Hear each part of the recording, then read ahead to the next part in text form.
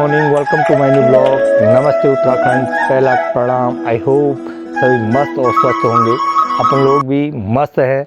अभी अपने घर से ब्लॉगिंग कर रहे हैं, दिखाएंगे पूरा देवनाई क्षेत्र का नज़ारा और देवनाई घाटी के बारे में और देवनाई की कुछ एक गांव के बारे में बताएंगे। प्रॉपर देवनाई के बारे में भी बताएंगे कि किस तरीके से आजकल गेहूं का कटान युद्ध स्तर पर है, किस तरीके से महिलाएं और तमाम पुरुष युवा जितने लोग जितना हो सकता अपने काम को गेहूं को निपटाने के प्रयास में सब लोग लगे हैं। ये तमाम चीज़ें आपको इस ब्लॉग के माध्यम से आज रूबरू कराने जा रहा हूं। आप देखते रहें, लाइक शेयर कमेंट सब्सक्राइब ज़रूर ज़रूर ज़रूर।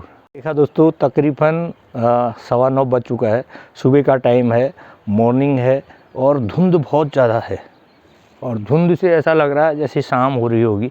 कल शाम का भी अच्छा नज़ारा आ रहा था, अभी आज धुंध से बिल्कुल ऐसा दिख रहा है कि बस कहीं गांव ही नहीं होंगे। इस तरीके से पूरा आज का नज़ारा देखने को मिल रहा है। ये अदरक लगा रखा हमने, अदरक बो रखा है इस बार। अदरक भी अभी कुछ और रह गया है, कुछ मेथी भी सब्जी के लिए बो रखी है। मेथी की सब्ज़ी तो हम खाते हैं और ईजा बनाती है और अभी क्यारी में है।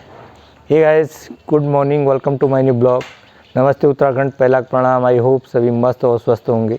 अपन लोग भी मस्त हैं। अभी अब घर पर हैं, घर से ब्लॉगिंग कर रहे हैं। दिखाएंगे पहाड़ का सुंदर व्यू। आज पहाड़ का सुंदर व्यू भी क्या दिखाएंगे, आज तो बिल्कुल कोहरा लगा हुआ है। कोहरा भी आप ये लगाइए कि जंगलों में आग लगी हुई है, उस आग से पूरा कोहरा टाइप का लगा है और जब तक बारिश नहीं होती है तब तक ये धुंध छटेगी नहीं। जब छटेगी तब पहाड़ों का सुंदर दृश्य, मनोरम दृश्य और प्राकृतिक सुंदरता आपको इस ब्लॉग के माध्यम से देखने को मिलेगी। अभी तो बिल्कुल ऐसा लग रहा है कि जैसे बिल्कुल कहीं गांव ही नहीं है। और गांव में आजकल आपको पता ही है कि शादी विवाह बड़े युद्ध स्तर पर धुआंधार कार्यक्रम शादियों के चल रहे हैं और गेहूं कटाई और मड़ाई का कार्यक्रम, होले बल्दा का कार्यक्रम भी जोर शोरों से चल रहा है गाँव में।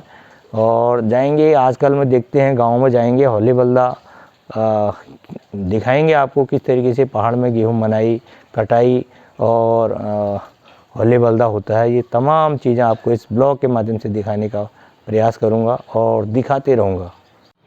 गरुड़ गंगा आज सूख चुकी है। देख सकते हैं कि गरुड़ गंगा में पानी नहीं है। बिल्कुल ऐसा लग रहा है कि यहाँ कभी पानी ही नहीं आता होगा, क्योंकि अप्रैल 21-22 तारीख आज हो चुके हैं। 21 तारीख तो बहुत ही गर्मी है। मई जून की जैसी गर्मी अब लग रही है, क्योंकि इस साल बारिश बहुत हुई तो गर्मी भी प्रचंड होगी। तो इस साल बहुत ज़्यादा गर्मी महसूस हो रही है। सुबह शाम ठीक है, मौसम ठंडी हवा चल रही है, मौसम सुहाना है, पर दिन में 10 बजे बाद गर्मी का तांडव बहुत गजब तांडव है। असहनीय गर्मी हो रही है जो कि नहीं होनी चाहिए। तो इसी वजह से नदी नाले पोखर भी सूखने की स्थिति में है, क्योंकि पानी जगह जगह बढ़ चुका है। कुछ लोग गांव से बाज़ार की ओर आते हुए ये पुल पर पहुंचने वाले हैं। लाल पुल पर टेढ़े मेढ़े रास्ते हैं गांव की, और ये कुछ सियाने वयोवृद्ध लोग भी मार्केट की तरफ आ रहे हैं। हम लोग मार्केट में रहते हैं और पार भी हमारा घर। अब दिखाएंगे, ये देखिए कुछ महिलाएं जो हैं आगे। आज मोहंदा की ईजा का 10वां दिन है शायद आज, क्योंकि 10वां दिन है। 9वां दिन सब लोग नदी आए थे कपड़े अपने धोने के लिए, तो वो सेरे में जा रहे हैं। देख सकते हैं आप देवनाई गाँव। ये बाकली है, इतनी सुंदर बाकली। यहाँ पर माँ भगवती का जागरण होता है विशाल रूप में। पर डे 3-1 हज़ार लोग यहाँ इस जागरण को देने के लिए इस बाकली में पहुँचते हैं। तो इसके ऊपर, ठीक ऊपर है माँ भगवती का मंदिर, ये ऊपर है माँ नंदा सुनंदा का मंदिर, नीचे खई है ये माँ भगवती की। और ये देखिए इस तरीके से देवनाई गांव का नज़ारा। छोटे छोटे घर, टेढ़े मेढ़े रास्ते और कहीं पर पेड़ पौधे, कहीं पर गौशाले, कहीं पर पीजल लाइन, और इस तरीके से ये गांव की रचना है। और ये पूरा हिस्सा देवनाई गांव का है कि पहाड़ की इन खूबसूरत वादियों में आपका स्वागत, अभिनंदन के साथ साथ आज पहाड़ की इन तमाम जो सुंदर जंगल हैं, फॉरेस्ट हैं, उनसे आपको रूबरू कराऊंगा और आज आपको वास्तव में पहाड़ की नहीं दिखेगा, क्योंकि पहाड़ की चोटियाँ नहीं दिखेगी। आप देख सकते हैं कि किस तरीके से पूरा धुंध की आगोश में पूरा पहाड़ है। पूरा ये मेरा गांव है देवनाई। जैसे कि आपको पता है कि देवनाई ये नीचे गांव है, ऊपर माँ भगवती का मंदिर है, माँ नंदा सुनंदा का मंदिर वहाँ पर है। और उनकी छत्र छाया, उनके चरणों में, उनके पादों में हम लोग निवास करते हैं। और ये देवनाई गांव है। आप देख सकते हैं पूरा धुंध लगा हुआ है, पूरे धुंध से ऐसा लग रहा है, पूरा दिखाई नहीं दे रहा है, नज़दीकी यहीं पर है। और पूरा और गेहूं का सीज़न शुरू हो चुका है। मैंने जैसे आपको बताया गेहूं पूरा पक गया है और गेहूं की कटाई खेतों में शुरू हो गई है।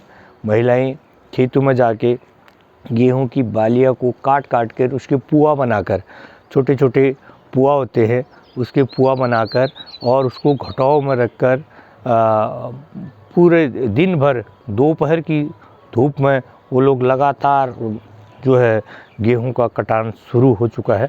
और उसको काट कर और फिर उसको जैसे ही काटा तो उसको फिर घर ढोने का काम उन्हीं के द्वारा किया जाता है तमाम। और उसको घर ढोने का काम भी वो करते हैं, आपको दिखाएंगे।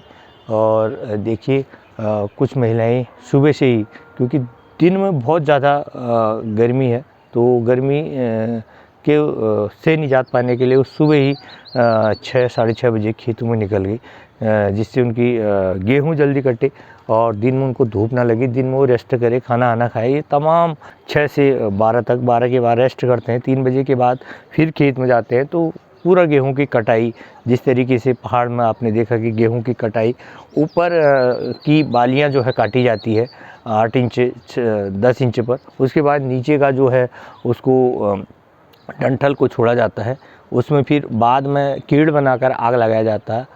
और इस तरीके से उनको घर ले जाते हैं गेहूं की बाली को और सुखाते हैं आंगन में।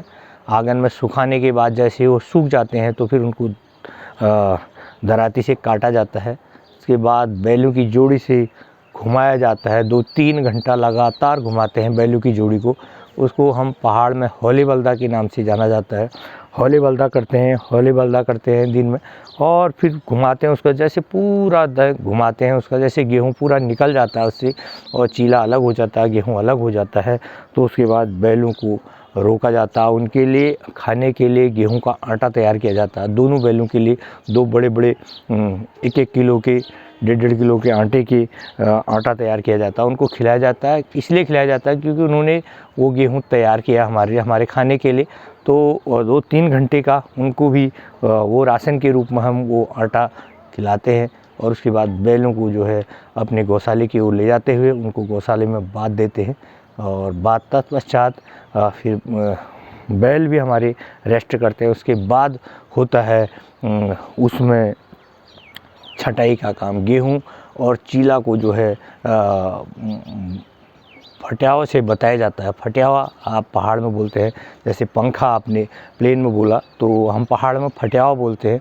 उस फटियावा से और सूपा से उसको जो है चीला अलग और गेहूं अलग करने का काम हमारी महिलाएं जितनी भी होती है, 5-7 महिलाएं, सब मिलकर एक दूसरे का मदद करते हैं। जैसे आज मेरा गेहूं मनाई है तो आज सब मेरे यहाँ जाएंगे, कल दूसरे की गेहूं मनाई है तो कल दूसरे के यहाँ चले जाएंगे, परसों तीसरे का है तो तीसरे के यहाँ चले जाएंगे। इस तरीके से पहाड़ में एक दूसरे का जिसके साथ जिसकी बनती है तो उस तरीके से पलटा उसको कहते हैं, पलटा करते हैं और गेहूं का काम उस तरीके से किया जाता है। फिर उसके बाद तो पंखे भी लगाते हैं, क्योंकि आजकल बहुत मेल मिलाप और जो एक सामाजिक दायरा है वो बहुत सिकुड़ता जा रहा है और प्यार मोहब्बत कम हो गया लोगों में। तो अब लोगों ने पंखे रखने शुरू करते हैं, तो 1-2 लोगों से ही काम चला लेते हैं, अपने परिवार के लोगों से ही।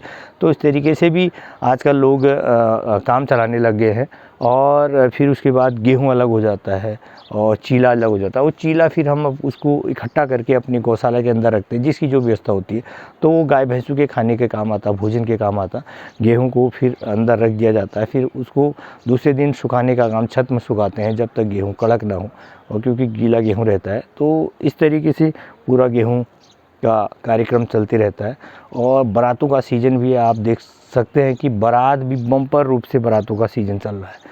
इतनी बारात है, इतनी निमंत्रण है कि कहीं पहुंच भी नहीं पा रहे हैं, कहीं भूल जा रहे हैं, कहीं दूसरों लोगों के माध्यम से पता चल पा रहा। पर जहां संभव हो, जितना हो सके उतना हम जाने का प्रयास करते हैं, क्योंकि बारात का निमंत्रण भी मैं जाना भी बहुत आवश्यक है।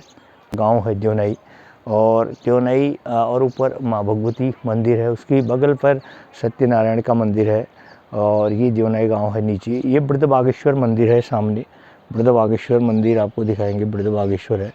और उसके सामने जो है शिव मंदिर है, बहुत, जहाँ पर एक पीपल का पेड़, बहुत बड़ा पीपल का पेड़, शिव मंदिर है। उसके ऊपर तमाम गांव है, सिलकोला, भतड़िया, रिठाड़, रणकुड़ी से कफरडुंगा से लेकर अनेक गांव इस घाटी के हैं।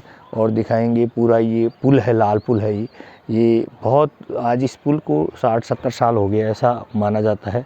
60-70 साल इस पुल को हो गए हैं। और ये पुल 6-7 ग्राम पंचायतों को जोड़ता है। ये प्राइमरी पाठशाला है यहाँ का।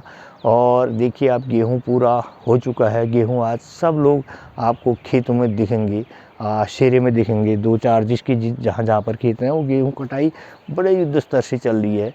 और दिखाएंगे आपको ये पूरा यहाँ का भाग। देखिए आप, पूरा धुंध से किस तरीके से पटा है हमारा पहाड़।